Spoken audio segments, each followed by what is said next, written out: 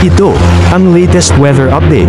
Alamin ang pinakasariwang ulat panahon ngayon dito sa Information TV Educational Channel. Yan nga ay meron tayong low pressure area na minomonitor sa loob ng ating Philippine Area of Responsibility.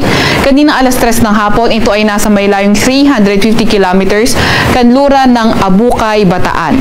Dahil nga sa low pressure area na ito, asahan natin na magiging maulan dito sa may La Union, Pangasinan, Zambales at Bataan. Kaya ingat sa mga kababayan natin, lalo na yung mga inuulan ng mga nakaraang araw pa. Samantalang northeasterly surface wind flow naman ang nakakaapekto sa may extreme northern Luzon at asahan natin Batanes at Babuyan Islands, partly cloudy to cloudy skies na may mga tsansa ng mga may hinang pag-ulan.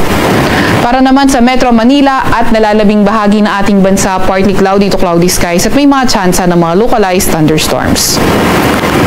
Meron rin naman tayong minomonitor na bagyo sa labas na ating Philippine Area of Responsibility. Ito nga ay nasa may layong 2,605 kilometers east-northeast ng extreme northern Luzon. Wala namang direktang epekto itong bagyo sa kahit na anong parte ng ating bansa at mababa rin naman yung tsansa na pumasok ito ng ating Philippine Area of Responsibility. Itong low pressure area nga din na nasa loob ng ating PAR, mababa pa rin yung tsansa na maging bagyo in the next 24 hours.